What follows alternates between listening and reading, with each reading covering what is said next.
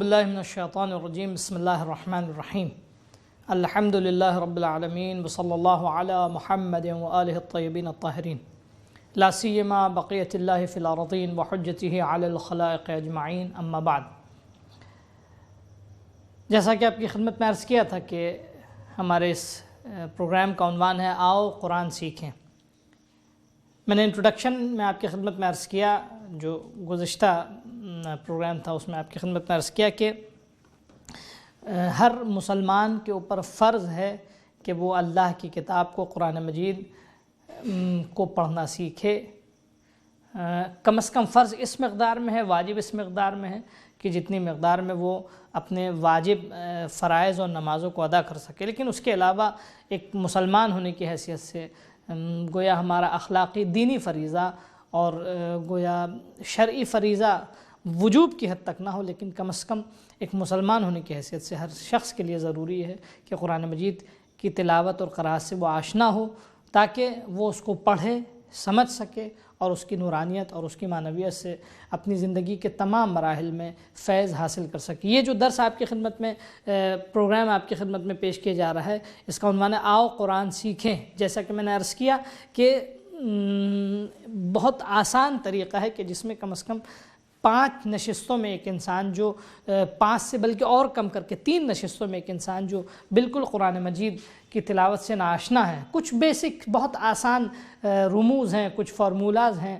ایک طریقہ تھا قدیمی طریقہ کہ جو اپنے زمانے میں بہت مطلوب اور اچھا طریقہ تھا، لیکن ہر چیز کو اپنے زمانے کے مطابق، ہر نہج کو اپنے زمانے کے مطابق اپڈیٹ ہونا چاہیے اور پیش رفتہ ہونا چاہیے۔ ایک زمانے میں جب اتنی ترقی نہیں ہوئی تھی اور اتنے وسائل، اتنے ذرائع فراہم نہیں ہوئے تھے، تو اس وقت جو طریقہ تعلیم قرآن مجید کا تھا ایک بہترین طریقہ تھا اور سب سے مطلوب طریقہ تھا۔ لیکن زمانے کی ترقی کے ساتھ ساتھ قرآن مجید کے جو ماہرین ہیں اور گویا اس کی روحانی اور اس کی تلاوت کے فن کے سلسلے میں جنہوں نے مہارت حاصل کی ہے، انہوں نے جدید اختراعات اور جدید تحقیقوں کے ذریعے ایک ایسا آسان نہج و طریقہ پیش کیا قرآن مجید کی تلاوت سیکھنے کا کہ جسے انسان اگر اس نہج کے مطابق اگر قرآن مجید کی گویا تعلیم کو حاصل کرتا ہے تو کم سے کم وقت میں وہ قرآن مجید کی تلاوت سیکھ سکتا ہے اور قرآن مجید کی قراءت اس کو آ سکتی ہے۔ تو انشاءاللہ جو ہمارے درس کا عنوان ہے وہ آؤ قرآن سیکھیں۔ ایک شخص جو قرآن مجید کی قراءت یا تلاوت سیکھنا چاہتا ہے، اس کے لیے چند بیسک اور بنیادی نکات اور پوائنٹس ہیں جن کی طرف اگر توجہ کرے وہ، تو اس کے بعد اس کے لیے اس گویا کتاب کی تعلیم حاصل کرنا، اس کو سیکھنا، اس کی قراءت، اس کو پڑھنا اس کے لیے بہت آسان ہو جاتا۔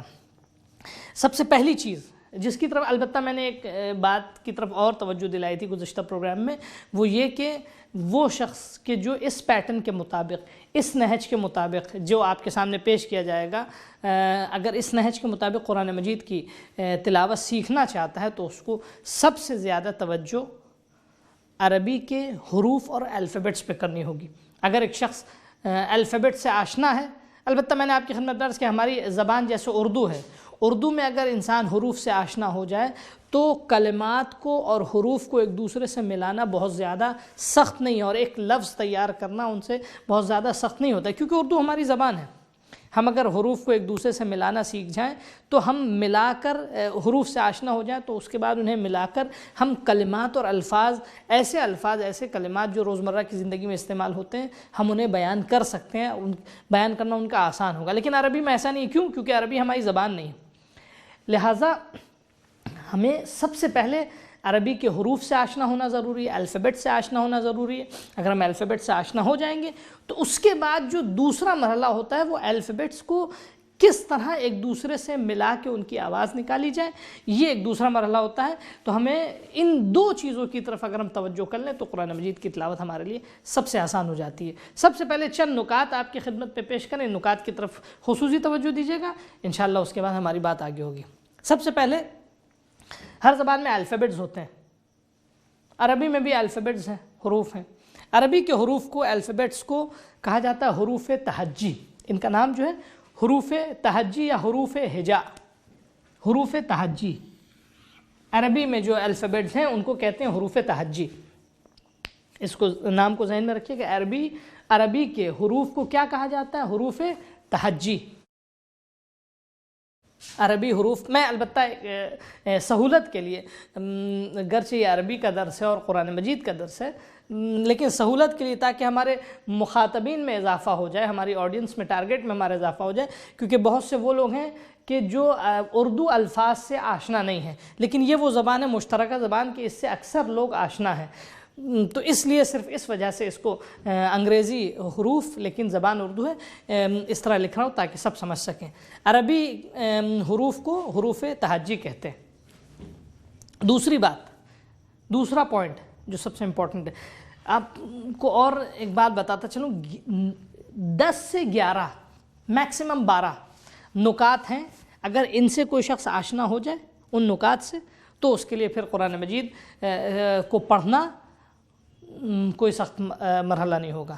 حتیٰ وہ لوگ، میری یہ گزارش ہے، وہ لوگ جو قرآن پڑھنا جانتے ہیں وہ بھی اس پیٹرن، اس نہج کو سیکھیں، سمجھیں، تاکہ وہ اپنے حلقے میں دوسروں کو اسی نہج پر قرآن مجید سکھا سکیں کم سے کم وقت میں، اور سیکھنے والا بھی بہت زیادہ صعوبت کا اور سختیوں کا احساس نہ کر پائے۔ تو سب سے پہلا پوائنٹ کیا تھا؟ عربی میں حروف کو کیا کہا جاتا ہے؟ حروف تہجی کہا جاتا ہے۔ دوسری بات یہ کہ عربی میں جو حروف کی تعداد ہے وہ حروف کی تعداد ہے 28۔ البتہ بعض لوگ کہتے ہیں 29 ہے تعداد، اس کی وجہ، اس کا سبب یہ ہے کہ حمزے کو لوگ الگ پڑھتے ہیں اور بعض لوگ حمزے کو الف کو ایک ہی پڑھتے ہیں، تو ابھی اس کانفلکٹ میں اور اس اختلاف ہے نظر میں نہیں جانا ہے، اتنا مان کر چلے کہ عربی حروف کی تعداد کتنی ہے؟ عربی میں 28۔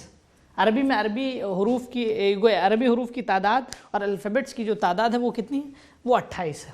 یہ سب سے امپورٹنٹ۔ تو پہلی بار حروف کو عربی میں کیا کہا جاتا ہے؟ حروف تہجی۔ دوسری بات، عربی حروف کی تعداد کتنی ہے؟ 28۔ انگلش میں آپ نے سنا ہوگا، خاص کر بچے اس سے زیادہ مانوس ہیں اور بزرگ سبھی مانوس ہیں جو بھی ذرا بہت بھی انگریزی سے آشنا ہے، کہ انگلش میں جو الفابیٹس ہیں اور جو حروف ہیں ان کی 2 قسم ہے، ایک اسمال لیٹر ہیں وہ چھوٹے حروف، اور کیپٹل لیٹر بڑے حروف، اسمال لیٹر اور کیپٹل لیٹر۔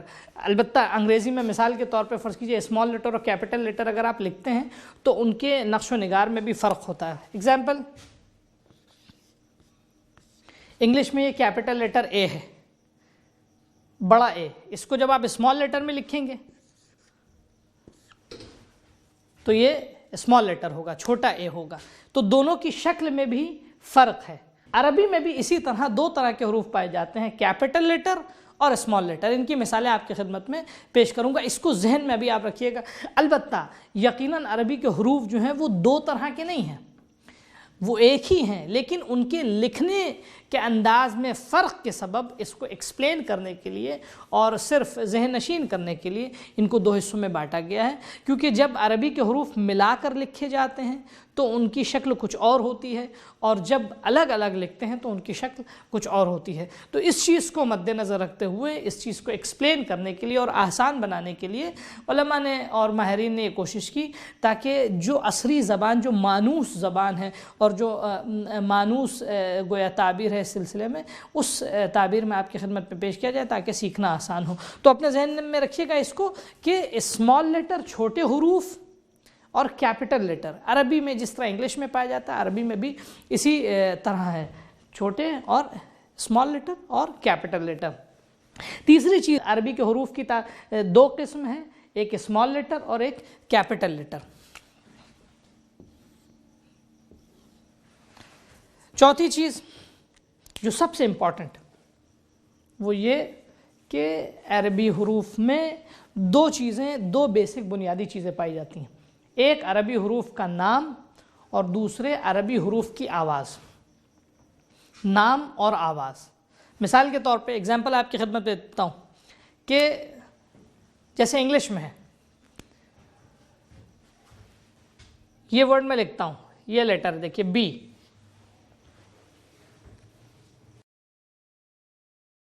ایک اس کا ساؤنڈ ہے اور ایک اس کا نیم ہے۔ جب اس کا ساؤنڈ اس کا ہوگا تو اس کا ساؤنڈ ہے ب، لیکن اس کی آواز بی۔ مثال کے طور پہ دال کی آواز کیا ہے؟ د، ابھی اس سلسلے میں بتاؤں گا ڈیٹیل تو بہت زیادہ، لیکن جو آپ کے ذہن سے مانوس ہے میں بھی ایگزامپل کو پیش کر رہا ہوں. دال کی آواز ہے، ساؤنڈ ہے د، لیکن اس کا نام کیا ہوگا؟ دال. یا مثال کے طور پہ لام کا ساؤنڈ ہوگا ل، لیکن اس کا نام کیا ہے؟ لام. عربی میں اس کو کس طرح لکھتے ہیں وہ ابھی آپ کو بتاؤں گا جب الفابیٹس کا انٹروڈکشن ہوگا آپ کی خدمت میں. تو ایک تو ہے نام ان کا عربی حروف کا، اور ایک ان کی آواز. وہ شخص جو قرآن مجید کی تلاوت یا عربی تحریر، عربی متن کی تلاوت یا قرأت سیکھنا چاہتا ہے، اس کے لیے ضروری یہ ہے کہ حروف کے نام سے بھی آشنا ہو اور حروف کی آواز سے بھی آشنا ہو. جب تک صحیح طریقے سے انسان حروف کے نام اور حروف کی آواز سے آشنا نہ ہو، وہ قرآن مجید کی قرأت یا تلاوت نہیں کر سکتا. کیوں؟ کیا وجہ ہے؟ میں اس کو رب کر دیتا ہوں. قرآن مجید میں سوروں کی تعداد کتنی ہے؟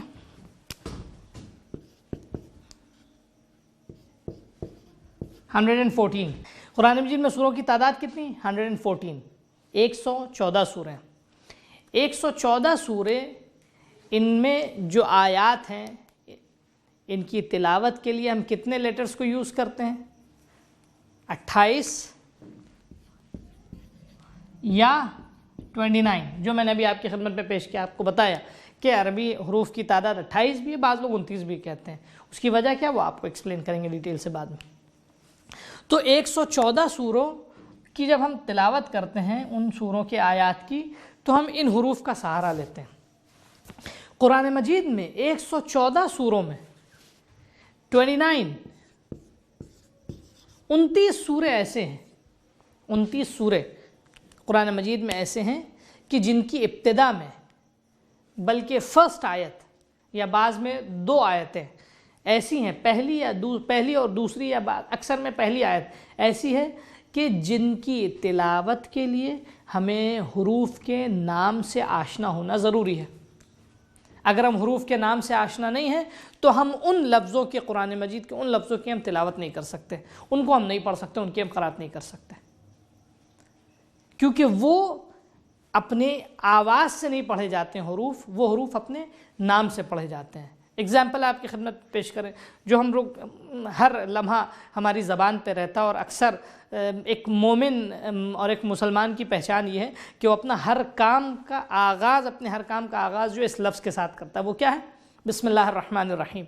سلسلے میں بریکٹ میں ایک حدیث بھی بیان کرتا چلوں، رسول خدا کی حدیث ہے کہ کل امر ذی بال لم یبدأ بسم اللہ الرحمن الرحیم فہو ابتر. ہر وہ کام کہ جو ایک اپنے آپ میں ضرورت رکھتا ہے، وہ کام اگر بسم اللہ کے ساتھ شروع نہ ہو تو وہ کام ناقص رہتا ہے، وہ کام کبھی بھی پورا نہیں ہوتا ہے. 5ویں امام کی حدیث ہے کہ ایک مومن کی پہچان یہ کہ وہ کھانا جب بھی کھاتا ہے، کھانے میں ہم لوگ اپنی زندگی میں جو کم از کم ہر روز دن بھر میں 3 ٹائم تو انجام دیتے ہیں، جب بھی وہ کھاتا ہے بسم اللہ سے آغاز کرتا ہے. اگر کوئی شخص بھول جائے بسم اللہ کہنا تو جس جگہ اس کو یاد آئے وہ اس جگہ بسم اللہ کہہ دے. اور اگر کوئی بسم اللہ کے بغیر کوئی کھانا کھاتا ہے تو وہ غذا اس کے پیٹ میں نہیں جاتی بلکہ شیطان کے پیٹ میں جاتی. تو بسم اللہ کے سلسلے میں تو ہم لوگ ہمیشہ اپنی زندگی میں بسم اللہ اس ورد زبان رہتا ہے ہمارے، بسم اللہ الرحمن الرحیم. اب بسم اللہ میں جو حروف ہیں، جو لیٹرز ہیں، عربی کے حروف ہیں، ہم ان کو کیسے پڑھ رہے ہیں؟ ان کے ساؤنڈ کے ذریعے پڑھ رہے ہیں. اس میں بے ہے، سین ہے، میم ہے، پھر الف ہے، لام ہے، ہے الف، یہ یا الف ہے، لام ہے، رے ہے نون ہے، یہ میم، یہ سارے حروف سے مل کر جو ہے یہ بسم اللہ الرحمن الرحیم تیار ہوا. ہم اس کو جب پڑھتے ہیں، اس کی تلاوت کرتے ہیں، ہم کیسے کرتے ہیں؟ ان کے حروف کی آواز کے ذریعے. لیکن سورہ الحمد کے بعد کا دوسرا سورہ قرآن مجید کا ورس نمبر 2 سورہ بقرہ، اس میں سب سے بسم اللہ الرحمن الرحیم کے بعد سب سے پہلی آیت کیا ہے؟ الف. بسم اللہ الرحمن الرحیم میں جو حروف ہیں ہم ان کو ان کی آواز کے ذریعے پڑھ رہے ہیں، لیکن یہ حروف جو ہیں الف لام میم، ان کو ہم علم نہیں ملا کے نہیں پڑھ رہے ہیں. یا مثال کے طور پہ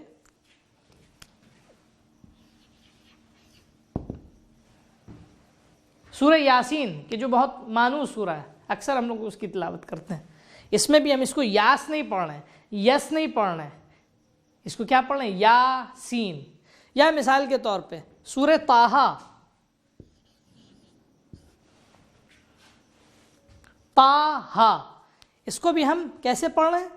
البتہ حروف کے نام کیا ہیں یہ آپ کی خدمت میں پیش کیا جائے گا۔ ابھی صرف یہاں انٹروڈیوس یہ کرنا ہے، ایکسپلین یہ کرنے کا مقصد ہے کہ حروف میں دو چیز پائی جاتی ہے، نام پایا جاتا ہے اور ان کا ساؤنڈ پایا جاتا ہے، اور ایک شخص جو قرآن مجید کی تلاوت سیکھنا چاہ رہا ہے اس کے لیے نام سے بھی آشنا ہونا ضروری ہے اور آواز اور ساؤنڈ سے بھی حروف کے آشنا ہونا ضروری ہے، کیونکہ قرآن مجید میں کچھ آیتوں گویا 29 سوروں کی ابتدا میں جو پہلی آیت ہے یا بعض میں دوسری آیت بھی، اس کا آغاز ان حروف سے ہوتا ہے کہ جو آواز سے نہیں پڑھے جاتے ہیں بلکہ اپنے نام سے پڑھے جاتے ہیں۔ بقیہ پورے قرآن مجید جو ہے وہ تمام سورے، تمام آیات، تمام الفاظ جو قرآن مجید کے ہیں وہ حروف کی آواز سے پڑھے جاتے ہیں۔ یہ گویا چھٹا پوائنٹ۔ ساتواں پوائنٹ جو اسی کے ذیل میں اس کو بتاتا ہوا چلوں یہاں، کہ وہ کلمات اور وہ حروف کہ جو قرآن مجید میں اپنے نام سے پڑھے جاتے ہیں، اپنی آواز سے نہیں پڑھے جاتے ہیں، وہ حروف یا وہ کلمات قرآن مجید میں کہ جو نام سے پڑھے جاتے ہیں، آواز سے نہیں پڑھے جاتے ہیں، ان حروف کو عربی میں حروف مقطعات کہتے ہیں۔ حروف مقطعات۔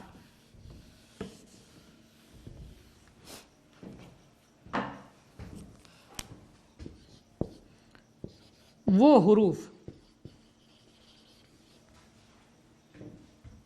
جو اپنے نام سے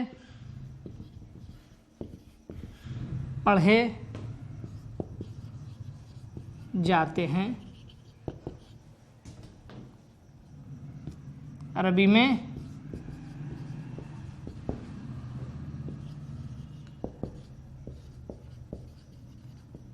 انہیں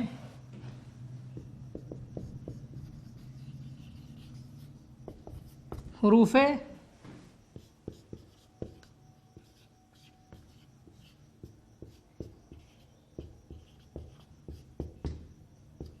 مقطعات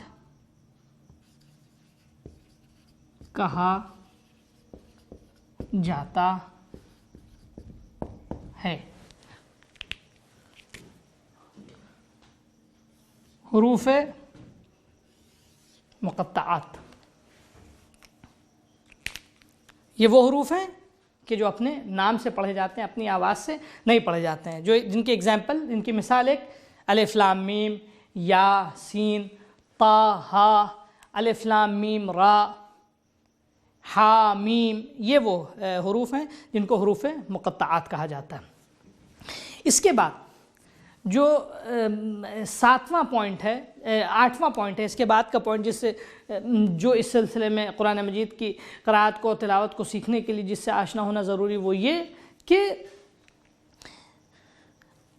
دیگر تمام زبانوں کے برخلاف عربی زبان واحد ایک ایسی زبان ہے کہ جو دوسری زبانوں کے بنسبت ایک یونیک زبان، اور اس میں ایک ایسی خاصیت اس کے حروف میں پائی جاتی ہے جو دوسری زبان میں نہیں پائی جاتی، وہ یہ کہ عربی زبان کے حروف بائی ڈیفالٹ، حروف کی توجہ کیجیے گا، یہ بہت اہم نقطہ، بہت اہم پوائنٹ ہے، بائی ڈیفالٹ بذات خود عربی زبان کے حروف جو ہیں وہ گونگے ہیں، یعنی ان کی اپنی کوئی آواز نہیں ہے، عربی زبان کے حروف گونگے ہیں، ان کی کوئی آواز نہیں ہے۔ اس سلسلے میں ڈیٹیل انشاءاللہ آئندہ درس میں آپ کی خدمت میں پیش کی جائے گی۔ بس یہاں میں پاز لیتا ہوں اور یہاں آپ سے اجازت چاہوں گا۔ تو اتنے نکات جو ہیں وہ اس کی طرف توجہ ضروری ہے۔ کیوں اس کے الفاظ گونگے ہیں، اور گویا ان کے الفاظ اگر گونگے ہیں تو ان کی آواز کی ادائیگی کیسی ہوگی؟ اگر اس سے کوئی شخص آشنا ہو جاتا ہے حروف سے آشنائی کے بعد، حروف سے آشنائی کے بعد اگر کوئی شخص اس بات سے آگاہ ہو جائے کہ عربی کے حروف بذات خود گونگے اور ان کی آواز خود ظاہر نہیں ہو سکتی، جو ذریعہ ہے ان کی آواز کو ظاہر کرنے کا، اگر اس کی شناخت ہو گئی تو پھر انسان کے لیے کوئی سخت اور کوئی مشکل نہیں ہوگی قرآن مجید کی تلاوت کرنا۔ بارگاہ خدا میں دعا ہے کہ خداوند عالم ہمیں توفیق عطا کرے کہ ہم آسان سے آسان طریقے سے تیری کتاب کو، اس الہی کتاب کو سمجھ سکیں، پڑھ سکیں، سیکھ سکیں، اور اس کے نشر کا، دوسروں کو سکھانے کا ذریعہ اور وسیلہ بن سکیں، اور یہ ہماری زندگی میں تیری بارگاہ سے نزدیک ہونے کا ذریعہ بن سکے۔ والسلام علیکم ورحمۃ اللہ وبرکاتہ۔